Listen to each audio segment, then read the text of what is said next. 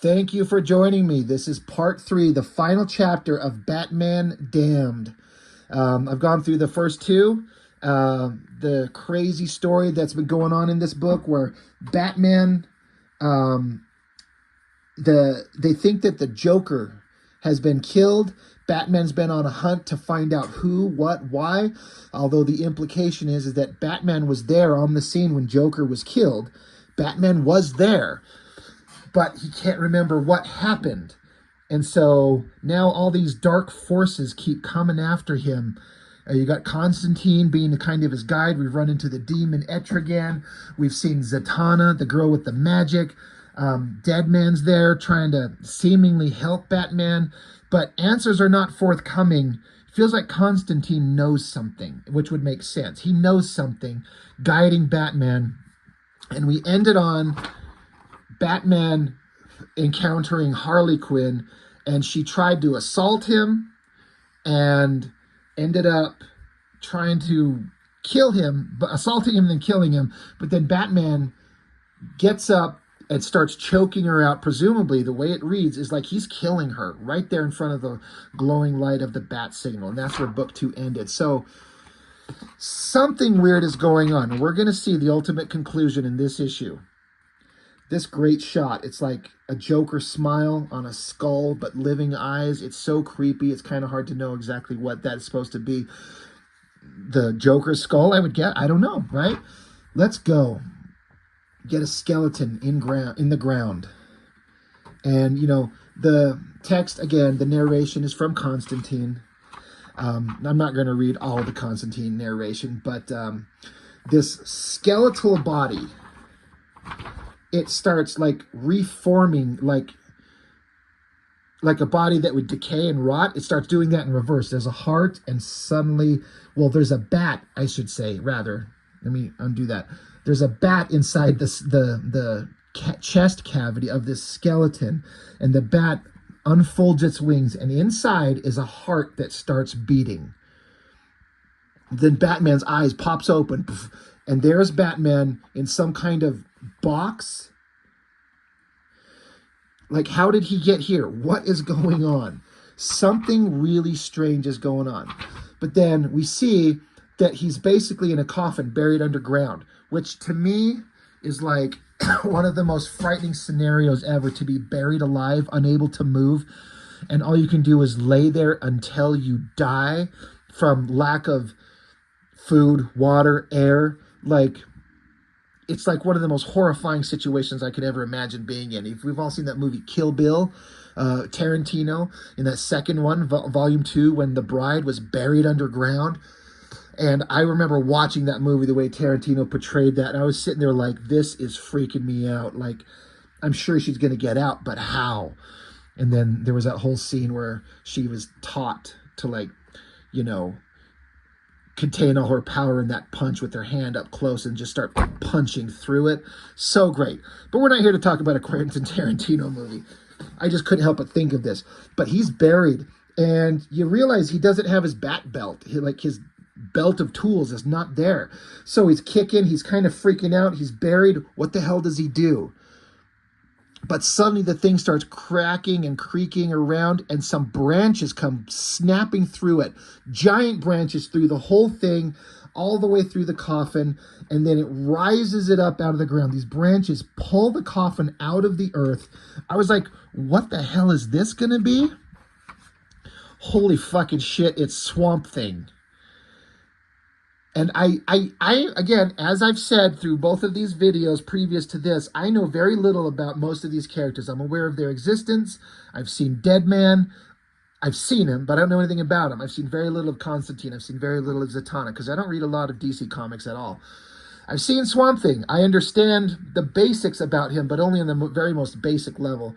One of the big things I want to do in the world is get the Alan Moore run on Swamp Thing, which is what I'm told is the best version of the character. One of these days, I'll see if I can't track that down. But I kind of understand him to be kind of some kind of like elemental earth god creature. I don't know if he's normally portrayed this way, as just like the earth itself just rises up and forms his body. Like he's just the earth itself. I don't know, again, like I said, if this is how he's portrayed sometimes. I've never seen him this way. He's just like this giant green plant man walking around.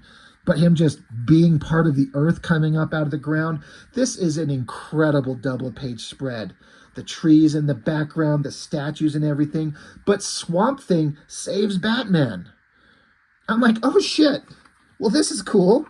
Batman is having the most fucked up adventure he's ever been on. An adventure kind of implies fun. This is some kind of nightmare he's going through. So Batman looks up. He's like, you saved? Like, you saved me? And giant Swamp Thing face, he says, your life is not what's at stake, Dark Knight.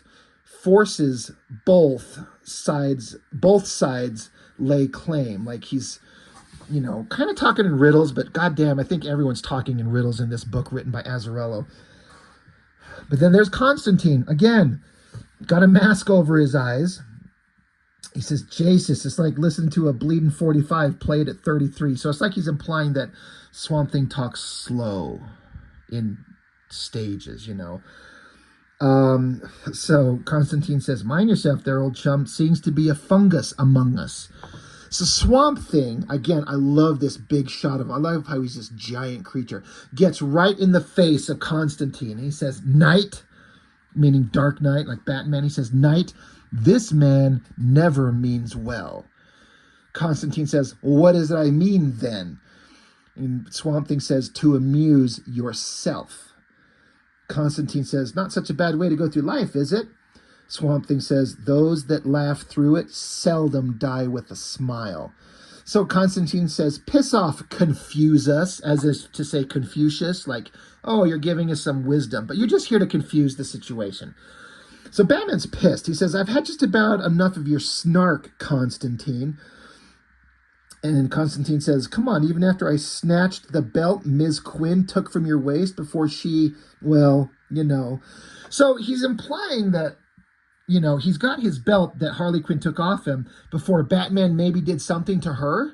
We didn't get to see the continuation of that. So then Constantine, from Batman's belt, you know, pulls out a cigarette pack and says, fancy a cigarette? And so Swamp Thing continues. He says, Knight, do not trust this man. He is not your friend. So kind of like Dead Man seemed to be offering assistance in a way. Again, I don't know the ultimate goal of this story when I first read it, and I don't know these characters.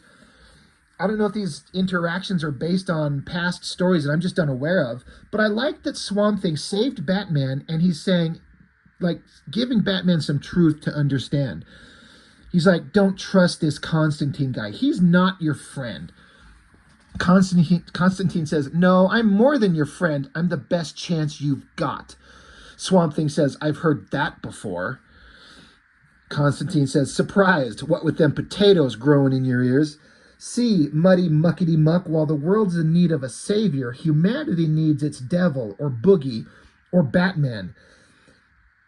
You get that, fear being our most effective motivator. So while they're having this bickering back and forth, we see the silhouette of the Enchantress once again showing up, and she walks up to behind this statue right here, and then proceeds to, like, basically possess it or enchant it, make it come alive, as Swamp Thing continues to say, as I said, Knight, he is amused by suffering. And Constantine says, just yours, you arrogant bastard. But the statue comes to life and charges at Constantine, and Swamp Thing smashes it down and explodes the statue, basically saving Constantine's ass as he dives out of the way. So, again, I'm liking this Swamp Thing guy. I don't know why. I don't know if I'm being led astray, but I'm kind of digging him. Because he's there to help. I like it when our heroes get some fucking help when they've been surrounded by mystery and horror forever. So Enchantress is there again at another statue, and she continues talking. She says, my tearless. Tearless is what she refers to Batman as. Tearless, like no tears, meaning no sadness. They've kind of implied in the previous stories that, you know, if you can kind of follow the train of thought, tearless meaning no tears, meaning no crying, meaning no sadness, meaning hiding from those feelings that could make you weak. turn them the other direction and just live on anger and rage. So is that what she's saying Batman is? So she's like, my tearless, be mine. And so another statue comes alive, says, fool, monster, interfere, you waste. So she's basically saying that, I guess, to Swamp Thing, like, you monster, you're interfering, you're wasting our time. And so the statue slashes at Batman's face, giving him a giant cut right across his cheek into his mouth. The statue saying, mine, promised, sworn, what be over, be done. And so Batman gets up, he's like, be done? Never. And smacks the statue with this giant branch. And then another statue comes along, says, tearless, why you hate life so? He's like, I hate? You can see Batman again with this awful, like, I'll show it up close, this crazy wound on his face, like, scarred like the Joker is how I see that. I'm like, holy shit, that's frightening.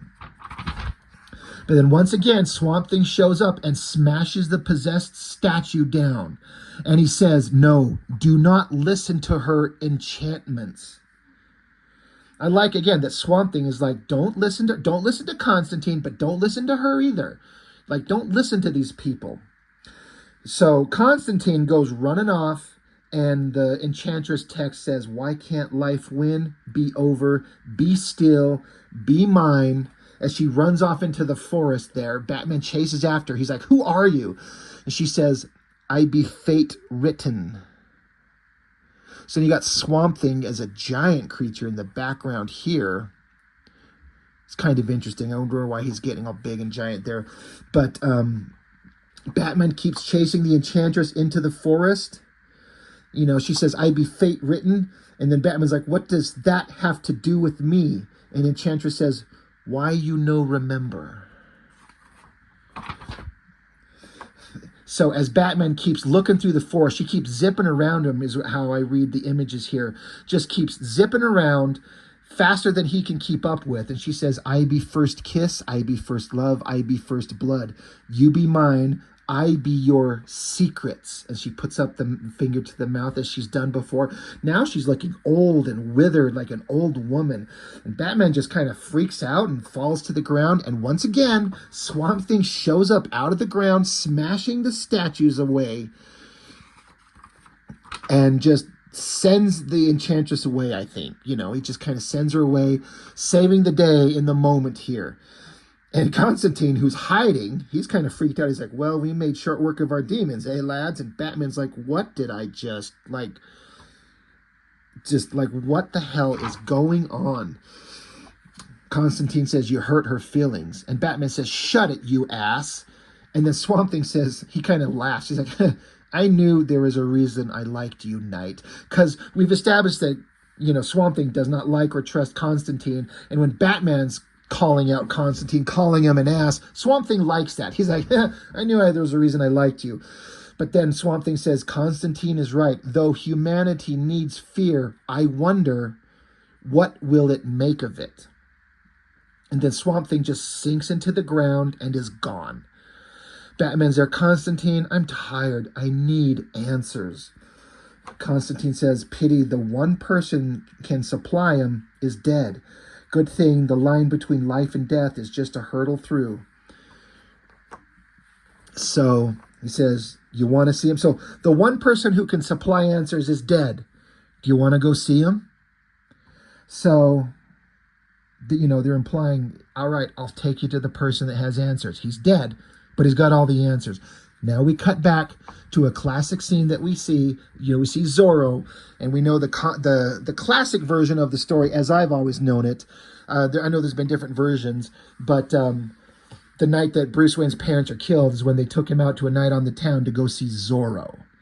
And so Bruce Wayne, just coming out of it, he's really excited at the fun show he just got to see. He's kind of having fun, pretending that he's Zorro, and he's swashbuckling and sword fighting. And so, you know, his father says, that kid in his imagination, I wonder where he gets it.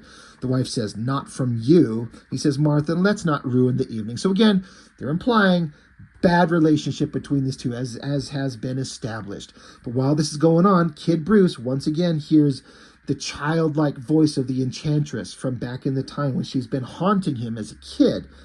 She says, Bruce, be time, your time. He says, time for what? She says, for no fear, forever. So again, seeing her talking about having, no tears, no fear, and we're coming up on the moment where Bruce Wayne's parents are killed. So the enchantress runs down the alleyway. Bruce chases after. He's like, hey, wait up, wait. And so Bruce and Thomas and Martha are like, where the goddamn it, Bruce, get back here. And the mom's, Bruce, where are you going? And so we see the enchantress running down into the fog, Bruce chasing her, and he goes farther into the fog. And the Constantine narration continues, says, well, what your young lad is doing is sealing your fate, and unfortunately, his too. And I'm sorry, Mom, truly. It must be difficult not to be the number one bird in his life anymore. Boys, though, they can't stay young forever. In fact, that's the last thing they want to do. Can't wait to grow up, none of them. Except, of course, when one don't. That happens. So anyway, we're back in regular time, and we're at another another setting. Constantine and Batman show up because Constantine's taking Batman to go see somebody. So Constantine's saying, this is the place, off the beaten path, unmarked, perfect. Nobody comes here unless they know about it. And those that do come want to know things no one else can stomach. Because what's learned here? Well, it's best not to know. Batman says, what the hell are you talking about now? And Constantine says, magic, detective. So then, behind the stage, in this place, Zatanna is there. She's like, I'm magic. So we're here to see Zatanna. She's got the ability to help us, right? Maybe she can help us get some answers to this crazy insanity that Batman's going through. She says, what is magic if not perception or a shadow of oneself? So Constantine says, I think she means you. So they're like, please take a seat. So while they're sitting at the table, Deadman, once again, that ghostly apparition, comes through the wall. And so Zatanna, I believe, is saying, she says, as I was saying, life and death, it's not a heartbeat that separates the two, but a veil. One I can pull back. But if I do, what's exposed can't be unseen or unforgotten. That price is non-negotiable. It is set in stone. So while she's telling him this, she's saying, the veil between life and death, it's not quite what you think it is. But once I show you what's on the other side, you can't unsee it, nor will you ever forget it. That's the price. So make your choice accordingly. While they're explaining this, Deadman comes into the room, possesses another guy, so he can speak to them, because he can only speak when he's possessing a person. So now Deadman, in the body of this guy, says, you come up with that lame-o hocus pocus on your own, or do you have a ghost writer? Get it? Now then, if you need to talk to somebody dead, I'm your man. So Constantine says, I don't know, it might be a trap, Brand. And, Deadman, Boston Brand, says, so? And Constantine says, right. Zatanna? So I think the implication is that they get here in a minute is that they need Brand to possess Zatanna, a man who's dead and can speak to the dead, to possess the body, which they don't get to yet, but I've kind of pieced that together is what I think what they're getting at. So Zatanna, as she does her thing, which is a little tricky, she can cast magic spells by saying things in reverse. So she says this, it reads really weird, but if you read it backwards, as she points her wand at the possessed body that Deadman is in, she says, to a more suitable harbor, pops him out. So the guy takes off. He's like, what the hell? Did somebody poison me? And like, whatever. So she takes off. And so Zatanna looks to Constantine. She's like, John, I'm not sure this is a good idea. And Constantine says, well, Z, I'm certain it isn't, but it's all we have. Give her a go now, love. I don't want to hurt. Implying like, he's almost saying like, I don't want to hurt you. And Batman's like, Constantine, are you threatening her? Constantine's like, well, not exactly. And then you see Deadman possessing Zatanna, and she says in her magic reverse speech, says, spirits come. To me, Do not be afraid. And this creepy image, this entire scene of this like magical kind of this creepy thing that they're doing here, this seance or whatever the hell that you would call this. Batman's just watching along. He's got that scar on his face. Each one of these shots of Batman is crazy. But they're like, spirits come to me. Do not be afraid. Be brave, little Zorro.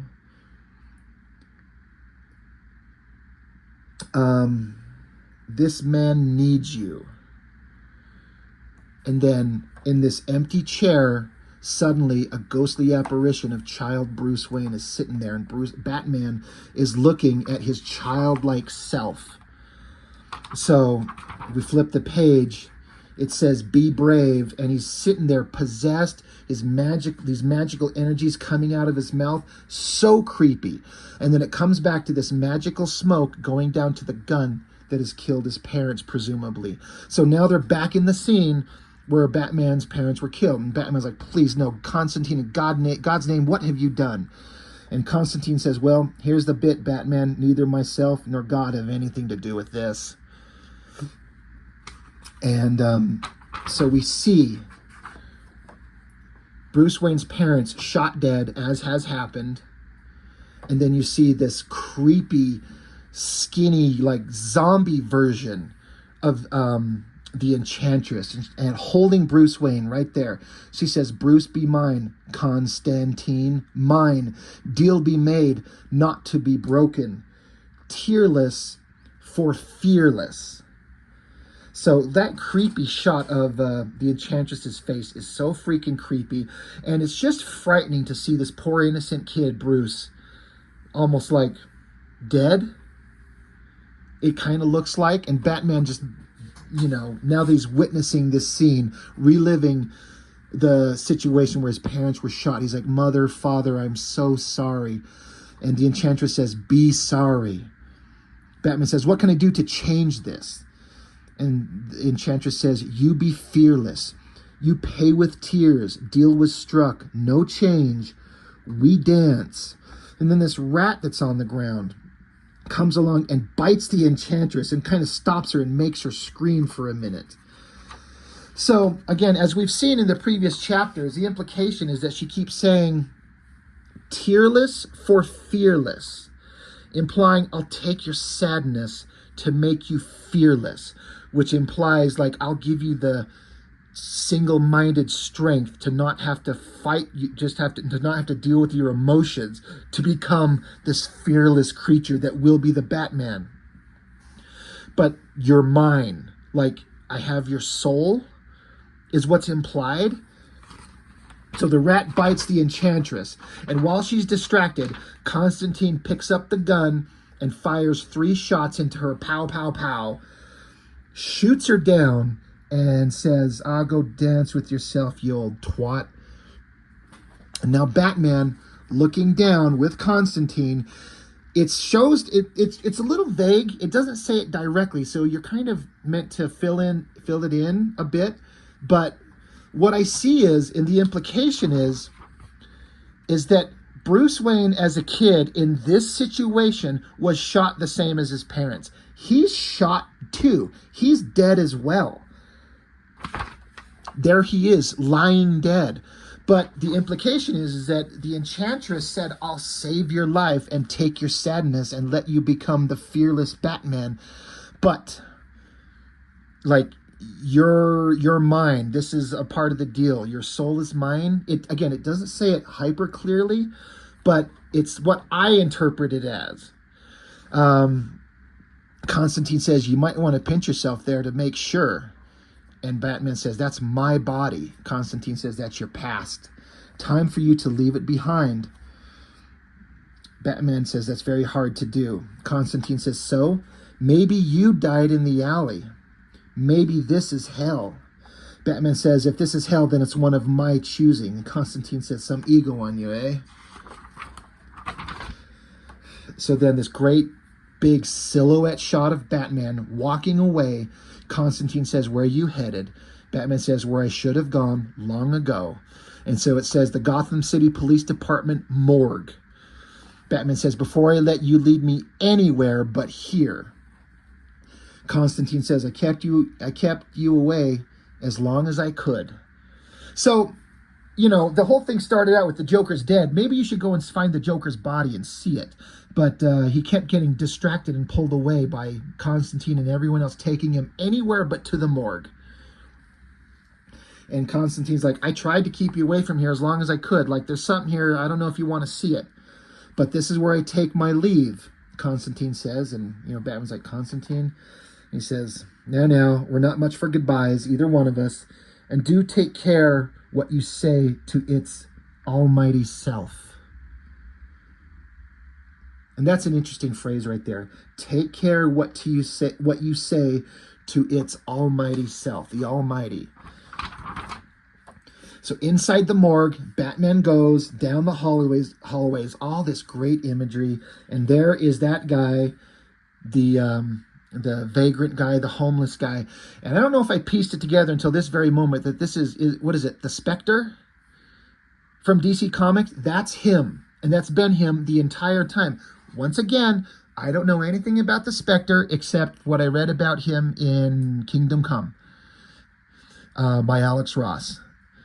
But this guy, he's like, Batman, you fought hell for your soul, and now you stand before me in judgment. Instead of saying, I know what you did, like he's been saying the entire time, the Spectre here, even though they don't call him that, he says, you know what you did.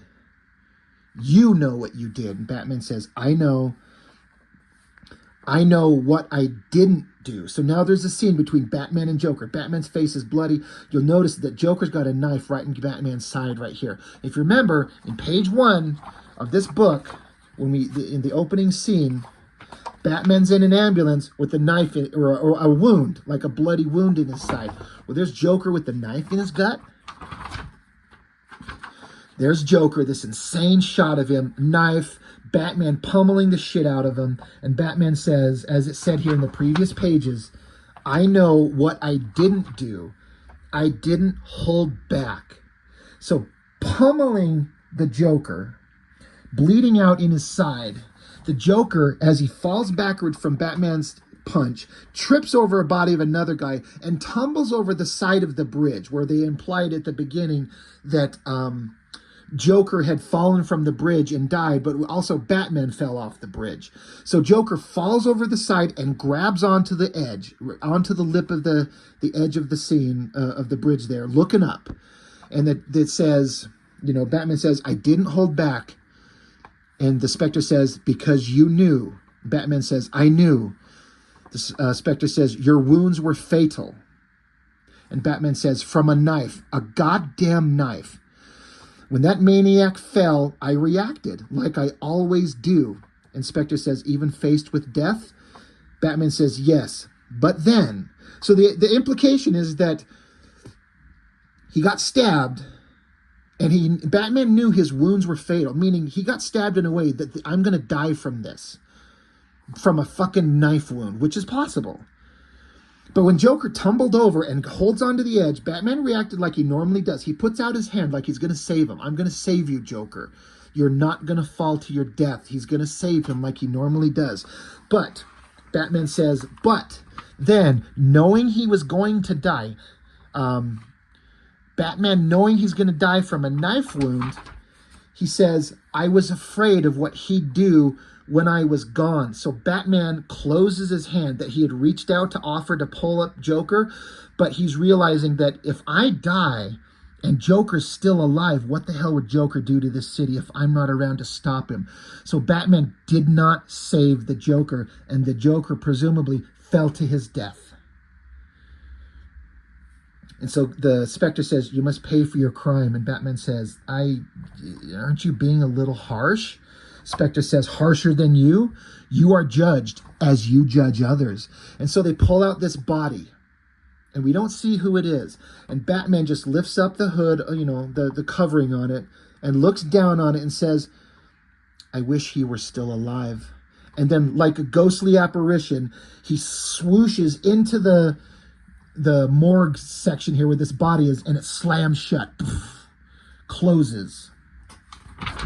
And then we cut back to that original scene that we saw in book 1 of the body falling off the bridge down into the water, and then a hand coming out of the water, and it's the Joker who survived the fall. We presumed he was dead, and he starts laughing, cackling, and you get kind of a, I think that's a kind of a recreation of the Killing Joke, Brian Boland type cover. The Joker actually survived. He never died. And that's the end of the story. So the implication is the entire time that Batman, he got a mortal wound and let Joker fall to his death. The only thing is Joker didn't die. But Batman did. Batman is dead. He's been dead this entire time. He was actually dead in this ambulance. They have him there, and this heart monitor beeping, his heart's failing, and again, it doesn't tell you directly, but I read this as he died in this ambulance ride, and this is like his spirit battling on in the afterlife. This entire book and this entire story is him battling on in the afterlife, like in the scene in the beginning of the book where he comes up out of the water and sees the ghostly kind of image of his parents, and these hands pull him under the water. And then we understand that as a kid in this version, the Enchantress has been haunting Batman his entire life and made a price to save his life from getting killed, which he did. He's shot too. He's dead. But she saved his life and made him fearless so he could be Batman, but ultimately his soul is damned. And he's been dead this entire time, and he has to face judgment. And that's what it kind of implies here. That's why he's right here in this scene. And then he just, as a ghost, like his spirit just reconnects to the body and is back in the, his dead corpse in the morgue. Bruce Wayne Batman has been dead this entire time, and this is just a fight in the afterlife. And the Joker actually survived. And what is this Joker going to go off and do now? So it's a horror story. It's the end. It's Batman's end of life, where his past was even more fucked up than it normally was. The Joker did not die, and it was all Batman fighting against the inevitable, against his own will and the afterlife and Constantine and all the... Was it Justice League Dark? Is that all the magical characters that get together? Swamp Thing, Constantine, Zatanna, Deadman, all those characters that have been shown up in the book. Guiding Batman as he has to kind of understand what he did. So I'm not 100% certain that that's exactly what was supposed to be going on, but that's how I interpret this. So if you guys know, am I missing a point? Do I have it correctly? What am I maybe getting wrong? Please tell me. But I read this and it was just entranced the entire time. Incredible artwork. Crazy story that ended up in places I absolutely was not expecting it. One thing that's really interesting is these are 2 Jim Lee covers, and man, compared to Lee Bermejo's work in this stuff, this is a rare time when somebody makes Jim Lee look kind of bad. Not that these are bad, but by comparison, Jim Lee's supposed to be art god of the universe, but this shit doesn't match the work that's in the book. They're fine. They're certainly good, but... another one by Jim Lee, unused cover right there. And then in the back pages here, some alternate covers, alternate versions.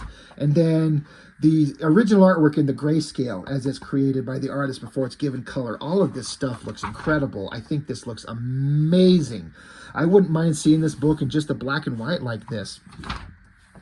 So, great artwork in the back here.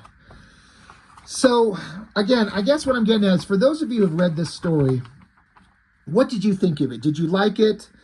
Did it go into directions you were not expecting? Am I understanding the story correctly? I believe I am. I think I am. All I know is I enjoyed the hell out of this. I understand that Azzarello and Bermejo did a Joker book before this, and that's one I feel like I need to seek out now just to see Bermejo's artwork on the Joker. I wonder if they're tangentially connected. I'm gonna guess not, but Batman Damned, like, creepy, weird, scary, the best movie you'll never see. And it's really sad, is ultimately. Like, I like Batman as a character, and I like his, relentless pursuit of justice and protecting people. And this story is just, his soul is screwed over. He's not accepting it. He had a terrible childhood. He lived a horrible life as a superhero and died miserably. And it's sad, and it's scary, and it's creepy, and it's an amazing story. So anyway, I guess that's all I've got. I have no more to add to this, so I'm very curious to know what any of you think in the comments. So please share with me any thoughts, any opinions. I'd like to know what you have to say about this. So that's all for now. Thank you for joining me, as always, and I'll see you next time.